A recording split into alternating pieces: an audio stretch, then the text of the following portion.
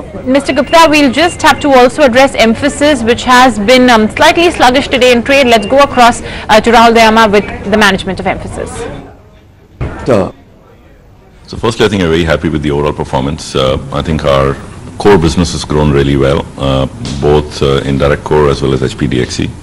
I think our deal wins have been good consistently over the last 6-7 quarters, and that's kind of obviously reflecting in the overall revenue growth. So I think to have a high double-digit growth in direct core and over 25% growth in HPDXE really sets us up nicely for a full year growth as well. I think there is obviously some seasonal weakness still into these numbers, given this is almost always a seasonally difficult quarter.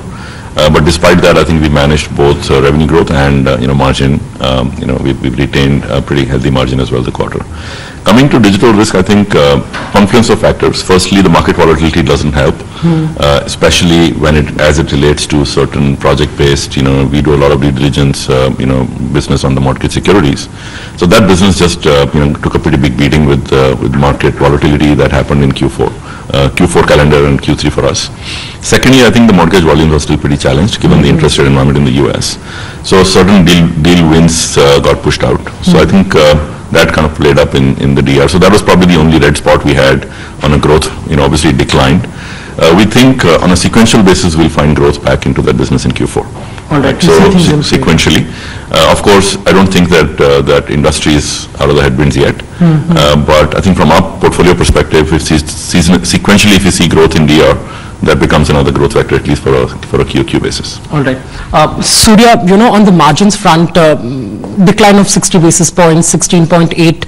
What is the impact of the staggered wage hike? I know you're retaining your overall margin guidance for this year, but how do you see the margin trajectory also at a time when we've also seen larger IT peers raise of concerns about subcontracting costs getting higher? The rupee has also sort of settled to the levels that we saw over the last quarter or so. So I think let me first come to our FX movement with respect, and as you are aware that we have a very consistent hedging policy.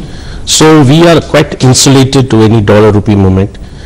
With respect to the margin, I think we had advocated right at the beginning of the year of a 15 to 17 EBIT band, and we are quite confident the way it's panned out till now Q3 that full year we'll be well within that band, and we are confident with the operational efficiency we have brought into the system, we will achieve the numbers. Got it. I think there is one other item that obviously wasn't budgeted for when we started the quarter or the year, which is the acquisition cost. Now, obviously, given the new regulations, we can't amortize those. So there's full impact of the acquisition cost in the quarter. There's obviously the headwind from wage hike, the seasonal slowdown, client shutdowns, as well as the digital risk impact. I think despite that, if we maintained EBIT at 15.8, I think that augurs well for us.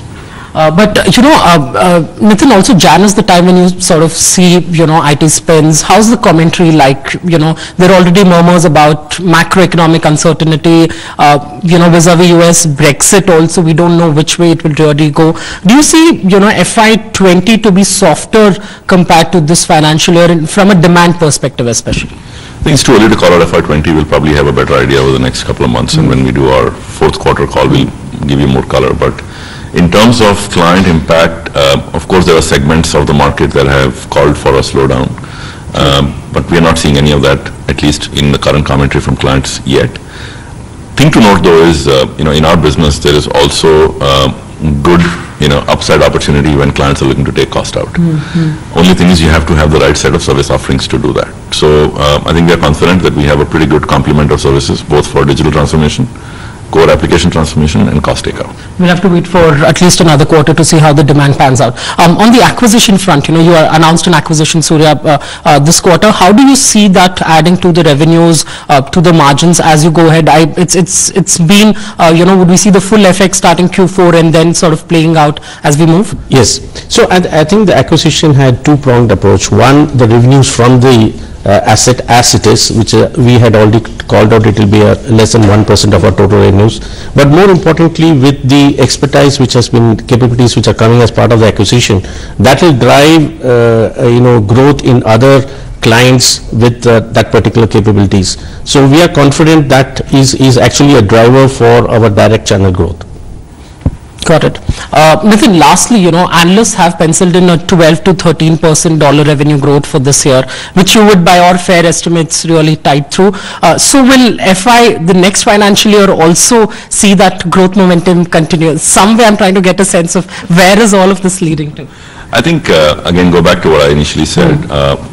We called for sustained, consistent growth. That was our number one priority. That effort that we started in FY18. I think FY18 we grew about 11% in constant currency. This year we are on track for mid-double-digit growth in constant currency. All right, that of course is the management of Mphasis talking about their Q3 numbers. The stock has in fact flattened out as we speak. But back to PNB Housing Finance.